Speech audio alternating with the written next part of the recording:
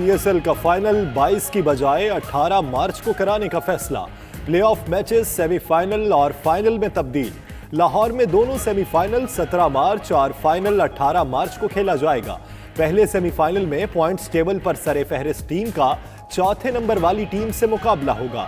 دوسرا semi final دوسری اور تیسری پوزیشن پر موجود ٹیموں کے درمیان کھیلا جائے گا.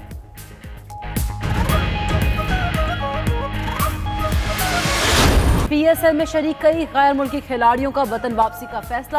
Livingstone, Liam Dawson, بریتھویٹ، Alex heals شامل. گریگری، بینٹن، وینس اور روسو بھی جائیں گے. ادھر پاکستان کرکٹ بورڈ کے ترجمان کا کہنا ہے کہ اگر کوئی کھلاڑی نہیں کھیلنا چاہتا تو جانے کی اجازت ہے.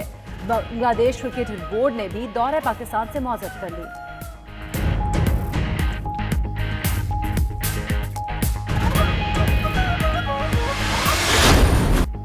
وزیر اعظم کی زیر صدارت قومی سلامتی کمیٹی کا اجلاس. آرمی چیف سمیت مسلح افواج کے سربراہ اور کئی وزراء دیگر حکام اجلاس میں شریک.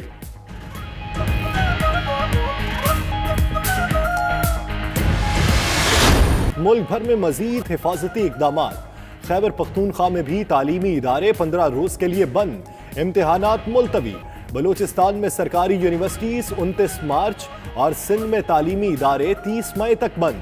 سندھ اسمبلی کے اجلاس میں ارکان نے ماسک پہن کر شرکت کی.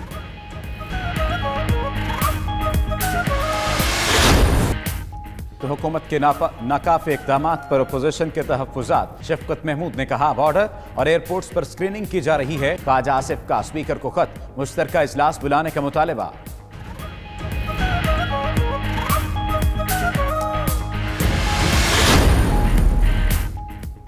فن لینڈ کے نائب وزیر خارجہ کا دورہ پاکستان ملتوی.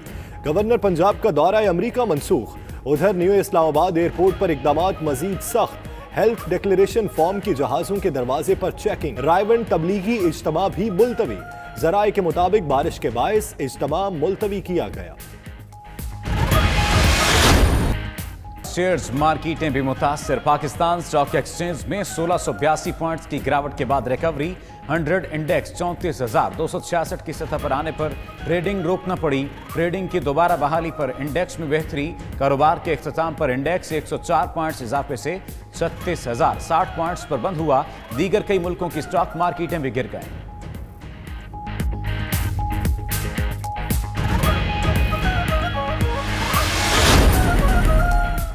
Army chief general Qamar Javed Bajwa کی زیر صدارت پروموشن بورڈ کا اجلاس. 36 بریگیڈیئرز کی میجر جنرل کے عہدے پر ترقی کی منظوری دے دی. ترقی پانے والوں میں آرمی میڈیکل کور کے 11 آفیسرز بھی شامل. بریگیڈیئر شاہد منظور، بریگیڈیئر ارشاد محمود، بریگیڈیئر عاطف منشا، بریگیڈیئر افتخار حسن، بریگیڈیئر عبیرت چودھری اور دیگر افسران کو بھی میجر جنرل بنا دیا گیا.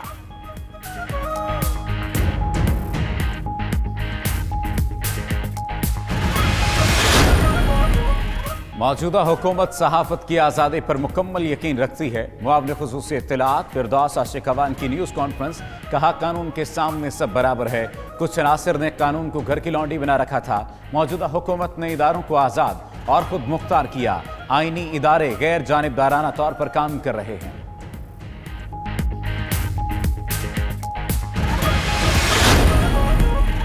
ایک اور لیگی رہنما نیب کے ریڈار پر. محسن شاہ نواز رانجھا کے خلاف فساسہ جات کیس کھل گیا. نیب نے محسن شاہ نواز رانجھا کو 11 مارچ کو طلب کیا تھا. کال اپ نوٹس دیر سے موصول ہونے پر پیش نہ ہو سکے. ادھر لیگی ایم این اے جاوید لطیف کی نیب آفس میں پیشی. فارمولا 1 ریس، رگبی، باسکٹ بال، گولف سمیت کئی عالمی مقابلے منسوخ. انگلینڈ اور سری لنکا کے درمیان ٹیسٹ سیریز بھی کینسل. آسٹریلوی خواتین کرکٹ ٹیم کا دورہ جنوبی افریقہ تعطل کا شکار. ریال میڈرڈ کی پوری ٹیم قرنطینہ منتقل.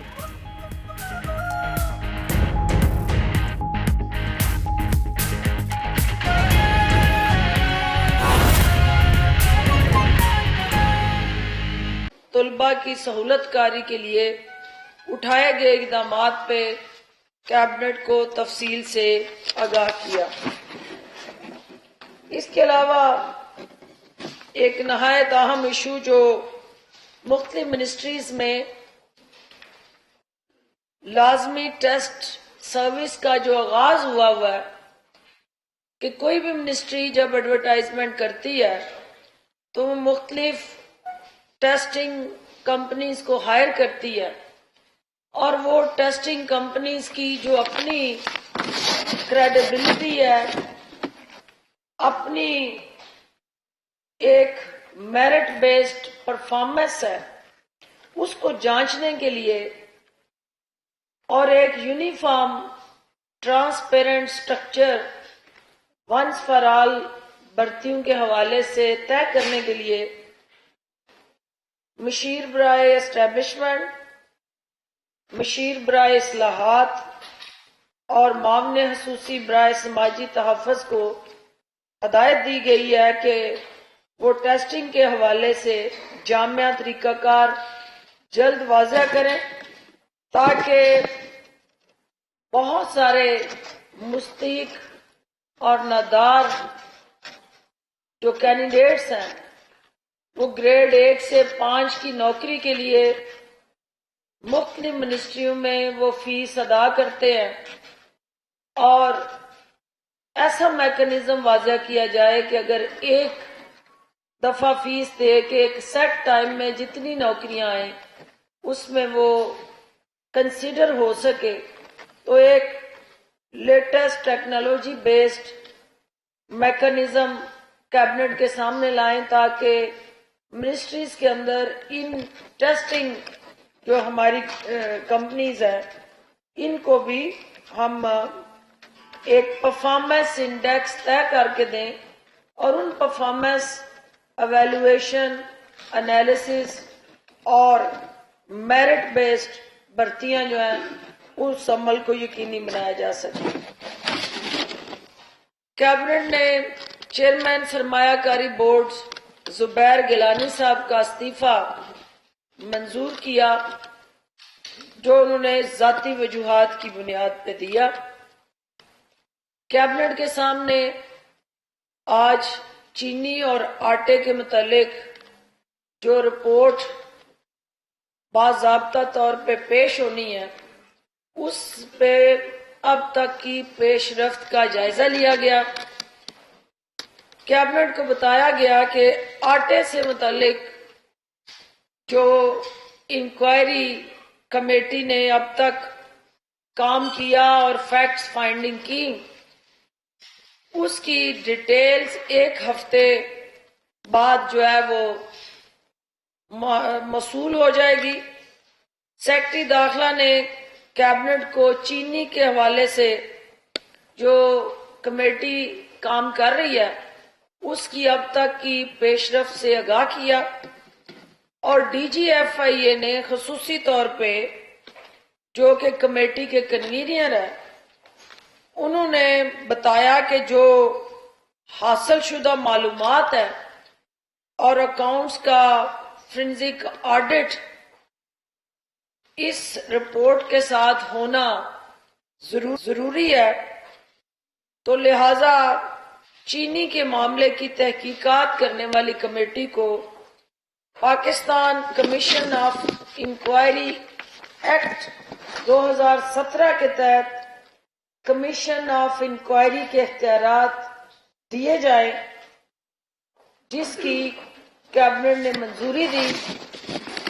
اس کمیٹی میں D G F I A, D G anti corruption, I B کے سینئر نمائندوں کے علاوہ